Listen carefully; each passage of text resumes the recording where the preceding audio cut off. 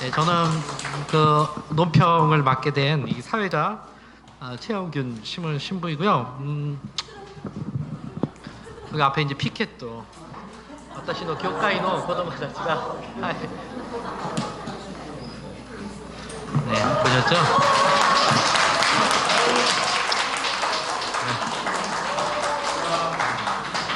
네. 이게 주인 신부노 찌까라.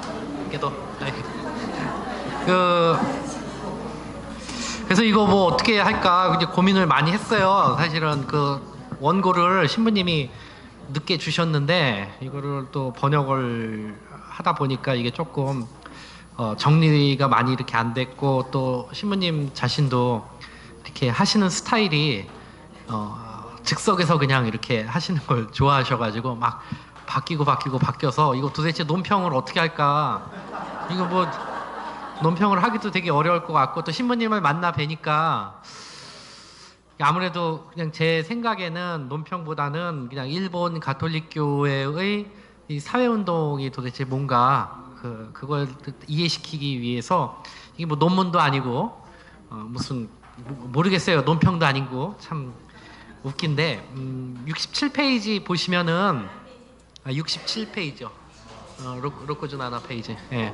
여기 보면 이제 신부님이 보내주신 원고하고 인터넷하고 여러 가지 자료를 통해서 제가 일본 가톨릭 사회운동에 대해서 이렇게 정리를 좀 해놨습니다. 그래서 시간이 없으니까 뭐 이거가 어떤 내용으로 구성되어 있는지만 간략하게 말씀드리고 집에 가서 한번 읽어보시면은 일본 가톨릭 교회의 사회운동을 이해하는데 많은 도움이 될 거예요. 여러분들은 인정하시지 않으시겠지만은 뭐 식민지 근대성이라는 말 많이 들어보셨을 거예요. 식민지 근대화.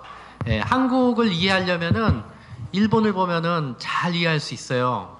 그리고 그렇기 때문에 시민운동의 역사도 어떻게 보면은 한국 시민운동의 역사를 이해하기 위해서는 일본 시민운동의 역사를 보시면은 잘 이해할 수 있고요.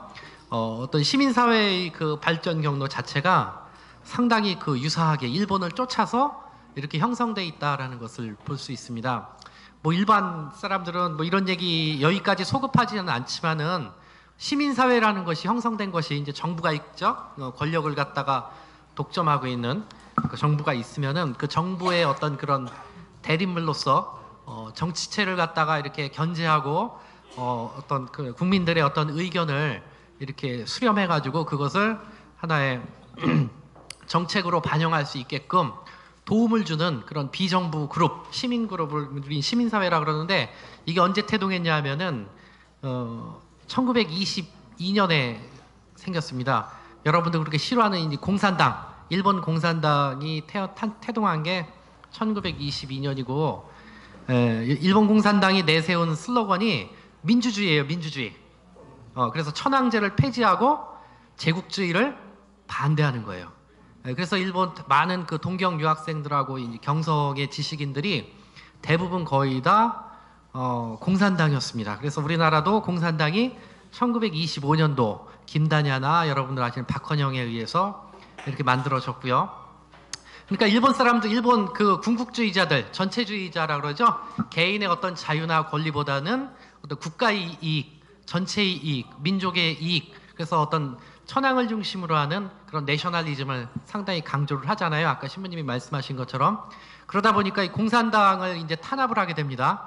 탄압을 하는데 뭐라고 탄압을 하겠어요? 빨갱이라고 이렇게 탄압을 하게 되고, 그래서 이제 악가가 이제 빨갛다라는 뜻이거든요. 근데 그걸 또 이렇게 나가서 이제 빨갱이 종갓나를 갖다가 이 맛가라 그래요. 맛가. 바로 아주 그냥 새빨갛다. 그래서 저희 맛가 뭐 이런 식으로 일단 얘기를 했고, 그것이 이제 한국에서도 조선에서도 그대로 들어와서 독립운동하는 사람들은 다 빨갱이로 이제 탄압을 받게 되었죠. 그러면서 이제 공산당이 이제 결성됐다 해체됐다 이제 전쟁이 끝나고 일본이 이제 항복을 하면서 다시금 그 일본이 새로운 어떤 그런 근대국가 체제를 이제 만들어야 되는데 미국에서 이제 고민을 많이 했어요. 이거 도대체 어떻게 할까? 근데 우리가 참 이해가 안 가는 게 일본이 어떻게 천황제가 아직도 유지될까? 그것은 미국이 일본을 갖다가 끝까지 컨트롤하기 위해서 어떻게 보면 천황제를 그대로 존치시킨 겁니다. 그러니까 일본 사람들을 어떻게 보면 굉장히 자율적인 어떤 그런 시민으로서의 어떤 그런 주체로 만들기보다는 그런 것들을 갖다 없애고 여전히 어떤 천황을 중심으로 하는 그런 내셔널리즘이 일본 사람들의 어떤 그런 집합의식을 지배하게끔 그렇게 만들었던 거죠. 그것을 범태평양 그 공모라고 그럽니다. 그러니까 일본과 미국의 그런 식으로 이제 학자들은 이제 많이 보거든요. 그래서 천황제를 갖다 그대로 존치시킵니다. 그리고 이제 시민사회라는 건 이제 없어지다가 1954년도에 자유당하고 민주당하고 합칩니다. 그러면서 이제 보수당, 지금의 그 자민당이 이제 탄생을 한 거죠. 그리고 이 자민당은 이제 미국과의 어떤 강한 유착 속에서 어떻게 보면 경제 발전을 이제 시작을 하게 된 거죠. 그러면서 여러분들 우리가 뭐 4.19가 일어난 것처럼 일본도 58년도에 이 안보협정이 다시 이제 체결되는데요. 미국하고 그 일본하고 그게 뭐냐면 내용이 자위대가 이제 만들어지고 미국이 어떤 공산주의 위협에 의해서 미국이 요청하면은 이 군대를 이렇게 출동할 수 있는 것. 그래서 많은 사람들이 이제 전쟁에 대한 아픈 기억 때문에 그것을 반대했죠. 그걸 뭐라 그러냐면은 안보투쟁이라 그러는데 58년도에 그게 협정이 이제 체결되었는데 그때 당시 우리나라처럼 예전처럼 어때요? 다 야당이 없을 때 밤에 날치기로다가 통과시킵니다. 그러면서 그때 이제 그 소위 말해서 이제 시민운동 세력이 그때 이제 다시 그 태동하게 된 거고요. 그들이 이제 베트남 전쟁도 이제 반대하고 이제 그 학생운동 어떤 학교 사회의 어떤 그런 자유를 위해서 어떻게 보면 이제 학생들이 이제 또 민주주의라든지 어떤 권위주의적인 어떤 그런 사회에 대한 그런 저항 운동이 이제 생겨나게 된 거죠. 그러면서 이제 가톨릭 그 사회 운동도 바로 이러한 그 안보 투쟁 60년대의 그 안보 투쟁하고 같이 맥을 같이 합니다. 그러면서 이제 시모노세키 그 센터 역시도 이제 68년도에 생기고 70년대에 그 신부님이 이제 부임하셨는데요. 그러니까 우리나라도 60년대, 70년대, 80년대 이 시민운동은 두 가지 축입니다. 이 노동운동하고 그 다음에 민주주의 운동이거든요. 이 두 가지밖에 없었어요. 일본도 비슷했습니다. 비슷하다가 한국은 87년도에 그 대통령 직선제가 되고 89년도에 이제 노동자 대투쟁이 이제 되면서 어느 정도 그 민주주의가 꽃을 피우고 그 세력들이 이제 다 흩어진 것이 아니라 흩어졌다가 재결집하게 됐거든요. 그러면 이제 어디로 재결집하냐 하면 아까 얘기한 것처럼 환경이라든지 여성이라든지 그 다음에 장애자라든지 소수자라든지 외국인 이주 노동자라든지 이런 쪽으로다가 막 다시 재결집을 하게 됩니다. 이런 것을 이제 신사회 운동이라고 그러는데 이쪽을 근데 일본 시모노세키 센터 역시도 마찬가지예요. 이게 공업도시니까 70년대, 80년대 중반까지는 그런 식으로 하다가 80년대 중후반 이후에는 그런 식의 어떤 운동으로다가 운동 영역을 갖다 이렇게 확장시키는 그런 현상을 볼 수가 있습니다. 그래서 각설하고 센터의 기능은 그리고 이 얘기 하나만 더 할게요. 그 일본 같은 경우에 이제 그렇게 운동을 하다가 95년도에 이제 한신 대지진, 오사카하고 고베 지진이 있었잖아요. 그때 이제 정부에서 어떻게 이거를 복구할까 막 허둥지둥 된 거예요. 우리나라 세월호처럼 이거 어떤 식으로 복구해야 될지 막 허둥지둥 되고 막 사람들은 막 흙더미 속에 깔려 있는데 그때 시민단체의 사람들이 모두 자발적으로 모여서 이렇게 볼런티어 그룹을 만듭니다. 그리고 다 가가지고 이제 그 피해 복구를 위해서 다 같이 노력을 해요. 그러면서 이제 정부가 깨달은 게 있어요. 시민사회를 잘 이용하면은 우리가 정부가 해야 되는 그런 어떤 사회적 비용을 많이 절감할 수 있겠구나.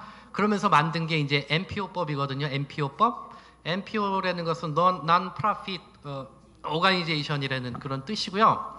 그러니까 어떤 그런 복지 영역, 특히 이제 복지 영역에서 그런 민간인들 단체가 국가를 대신해서 어떤 그런 여러 가지 어떤 자원 활동을 수행하는 것을 도와주는 법이에요. 그러니까 돈을 준다는 거죠. 그러니까 어떻게 되겠어요? 좋죠. NPO 법인들이 막 생겨나지만 한 가지 이제 거기에 또 문제도 있습니다. 그러면은 나라에서 돈을 받기 때문에 나라가 싫어하는 것은 할 수가 없는 거예요. 그렇죠? 그렇기 때문에 그 각 NGO들마다 시민단체마다 자기네들이 가지고 있는 정체성이 있는데 그 정체성을 지키자니 어때요? 나라하고는 대립각을 지게 되니까 정부하고는 대립각을 지게 되니까 서로 싸우는 거예요. 그래도 이 돈이 가운데 끼니까 우리는 돈을 받아야 되겠다. 아 그것은 아니다. 그건 변절자고 우리의 어떤 이념하고는 맞지 않다라고 하면서 이제 여러 가지 갈등도 있고 그래서 NPO법이 가지고 있는 그런 어떻게 보면 약점도 있습니다. 운동 영역에서.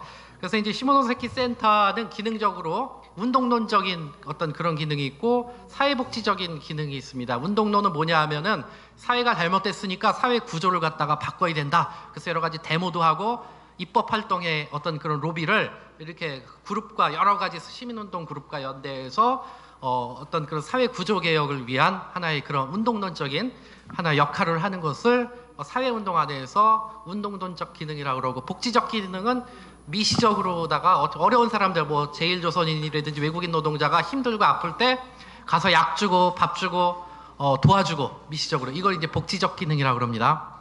그리고 이제 일본 교회에서 특히 이제 앞장서서 이런 시민운동을 많이 하는데 예수의 센터에서는 이제 그런 기능이 있고 이제 네트워크적인 관점에서 연대를 하는데 왜? 이 어떻게 보면은 이 시민운동 그룹도 힘이 약하기 때문에 여러 그룹들이 연대를 할 수밖에 없는 거예요. 운명적으로 연대를 하는데 이 연대는 이 두 가지 방향에서 연대를 합니다. 하나는 국내 연대가 있고 하나는 국외 그러니까 도메스틱이 있고 인터내셔널이 있고 아니면 뭐 내셔널이 있고 트랜스내셔널이 있고 이렇게 두 축으로 해가지고 국내의 여러 가지 어떤 환경이라든지 평화라든지 어떤 정치적인 어떤 불이라든지 정치적 어떤 부정부패 이런 부분에 대해서 국내 그룹은 물론이거니와 영역을 확장해서 또 해외 여러 그 뭐 한국 예수회라든지 뭐 여러 가지 뭐 한국 주교회 아니 뭐 주교회 정의평화위원회라든지 이런 단체들하고 이렇게 연대를 해서 오키나와에서 그리고 제주도에서 이렇게 함께 평화를 위한 그러면 평화라는 것은 미군 기지에 대한 거죠. 아니면 어떤 환경 보호를 위한 그런 연대 활동을 다양하게 펼치고 있고요. 아마 이거 한번 읽어보시면은 그 구체적인 사례는 나옵니다. 그래서 89페이지를 한번 보시면은요, 이게 어떻게 보면 시모노세키 노동자 센터의 활동 영역 해가지고 그림 1이 나오죠. 예, 그래서 이제 X축, Y축이 있어서 국내운동, 국제연대, 국내연대, 국제연대 있고요. 복지론, 운동론 해서 국내 연대를 하면서 운동론적인 어떤 그런 활동이 뭐가 있나 바로 이런 거 오키나와 미군기지 건설 반대, 이주 노동자 관련법 개정, 노동자 의식화 교육, 사회교류 공유 뭐 이런 게 있고요.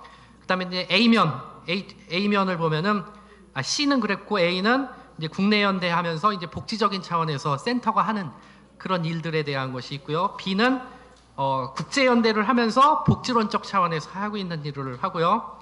D는 운동론적인 차원에서 국제 연대를 하는 어떤 그런 일들이 뭐가 있는지 이렇게 제가 이렇게 그림 하나로 이렇게 볼 수 있게끔 알아볼 수 있게끔 이렇게 만들었습니다.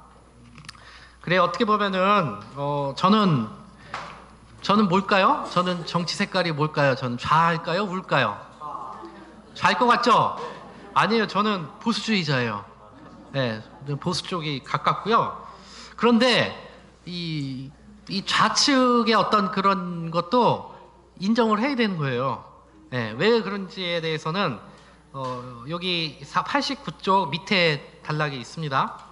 그러니까 소위 말해서 이제 보수주의자들이 이야기하는 게 그거예요. 시민사회가 갖는 역량과 현실의 벽 때문에 현실성이 없다는 거죠. 많은 자괴감을 갖죠. 그런데 세상의 빛과 소금을 전해야 하는 것이 교회의 복음화 사명이라면 교회는 사회를 제대로 볼 수 있는 시각을 줄 수 있어야 합니다. 우리는 그러한 시각을 비전이라고 부르는데 비전은 현재 존재하는 세상을 보는 것이 아니라 존재할 수 있는 세상을 보는 겁니다. 그렇죠? 하느님 나라가 보이지 않잖아요. 그렇죠? 근데 세상에 만약에 안주한다면 어떻겠어요? 어떻게 보면은 더 망가뜨릴 수도 있겠죠?